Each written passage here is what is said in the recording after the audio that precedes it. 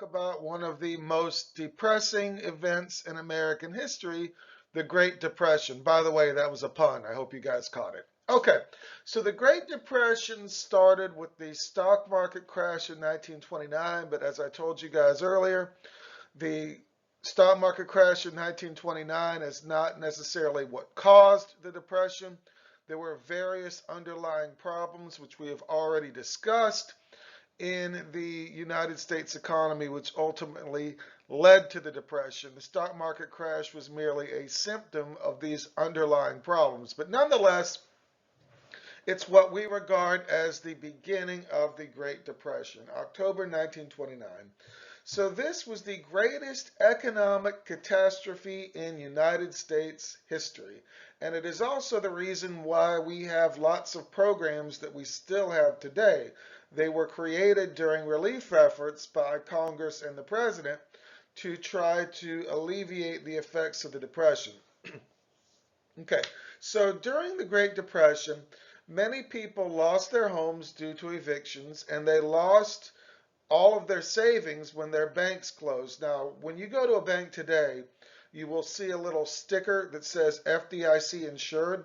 That stands for Federal Deposit Insurance Corporation, and that exists to try to insure people's money that is in savings accounts. So if the bank closes, you can be reimbursed by the federal government up to a certain amount. That is a program that was created because of the Great Depression. So that is one of the programs. It's a legacy of the Depression.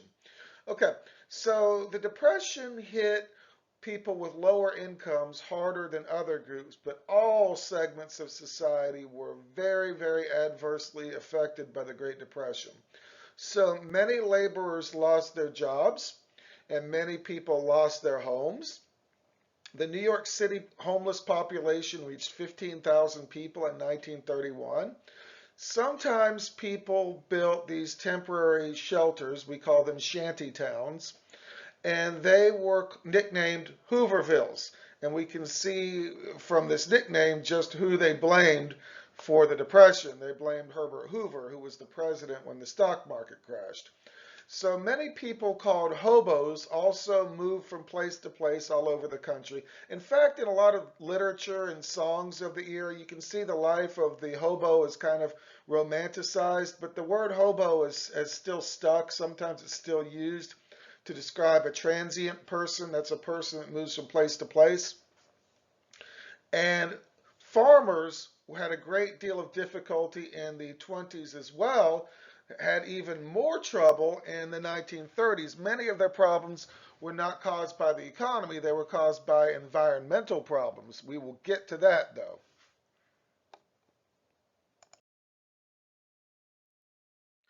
All right, speaking of farmers' environmental problems, the Dust Bowl. So it wasn't literally a bowl of dust. It was called the Dust Bowl because there was a drought and dirt was blown all over in these enormous clouds called black blizzards. So the Dust Bowl began in 1931 and it lasted until 1940. And the problem was man-made because people had removed prairie grass in the Great Plains, and this prairie grass protected the topsoil. And when this grass was removed, the topsoil no longer had its protective covering. And when extreme weather came through, it would blow the topsoil away. And we should know that topsoil is the most productive part of the soil as far as farming goes. And when this soil was blown all over, that's where the term black blizzards comes from. And it would blow for miles and miles and miles. And unfortunately, about 60% of Dust Bowl families lost their farms. So in 1933, Congress repealed prohibition. Repealed means they took it away. Now, we talked about prohibition before, and I hope you guys remember what it is. Prohibition was the 18th Amendment when Congress illegalized alcohol, the sale, manufacture, and import of alcoholic beverages. And this was one of the progressive amendments. And remember that the temperance movement blamed alcohol for lots of the social ills that had affected the United States So alcohol was effectively banned. Interestingly enough, people would go around selling alcohol illegally. They're called bootleggers. That is where stock car racing comes from. A little piece of trivia for you. All right, so after the 18th Amendment was repealed, it was the only amendment to ever be repealed. It was repealed by the 21st Amendment. Control of alcohol was returned to states. But in the years after the 18th Amendment was repealed, 8 states chose to continue their ban on alcohol. Now, there are some counties in the United States that still ban alcohol. They're called dry counties. There used to be some here in Florida. I don't know if there are dry counties left in Florida, but in other states, there are quite a few dry counties. So President Hoover was against the repeal of this, but as we're going to learn about Hoover, he didn't always make the best decisions.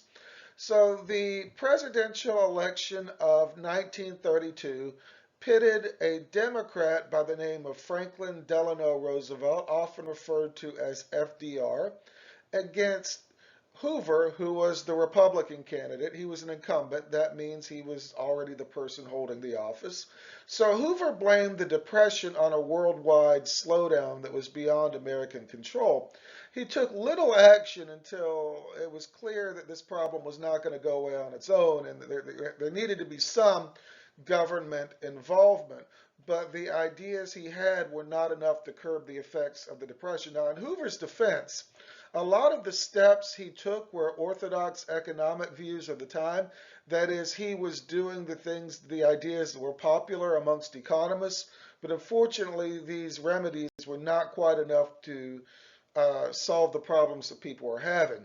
So, unable to sell his plans to the American people, he was crushed in 1932 by Roosevelt. So Roosevelt took a much more active approach.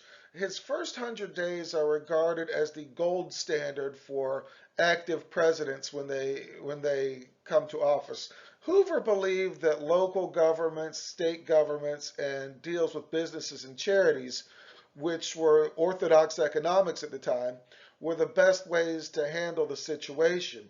Roosevelt said, no, no, no, the federal government needs to get involved. So here we have the federal government becoming very, very active.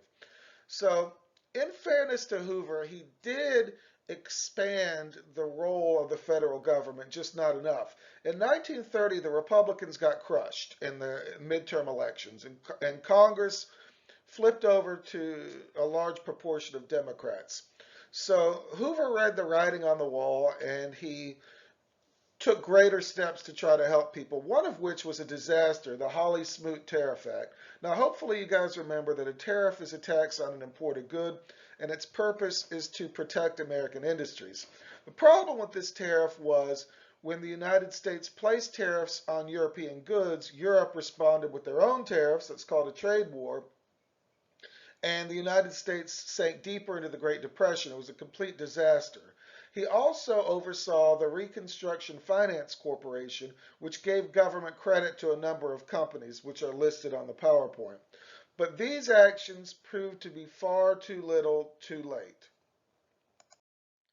All right, so Roosevelt, his program was called the New Deal. Hopefully you guys have heard the term New Deal before. And Roosevelt's first 100 days, as I just told you, were among the most active in presidential history.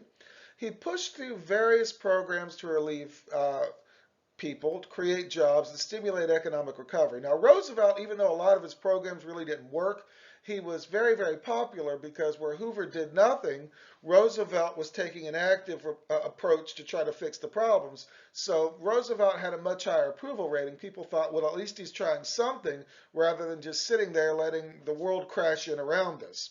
So on March 5th, 1933, Roosevelt ordered banks to close for 4 days. During this time, Congress pushed through the Emergency Banking Act, which was approved on March 9th, 1933. And its purpose was to allow the government to inspect the financial health of all banks. So Roosevelt also created public works programs. These were government-funded projects to build work facilities. Among these were the Civil Works Administration, which put unemployed people to work building and improving roads, parks, airports, and other facilities. Perhaps the most famous of these programs designed to put young men to work was the CCC, Civilian Conservation Corps. My grandfather was actually in this. A lot of people were. It put 2.5 million young, unemployed, unmarried men to work maintaining forests, beaches, and parks. This is one of the successes of the New Deal.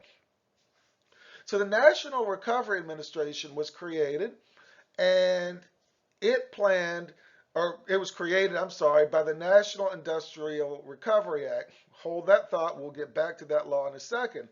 And its purpose was to balance an unstable economy through extensive planning. But remember, planning the economy is against traditional American economics. This was novel territory. This was new stuff.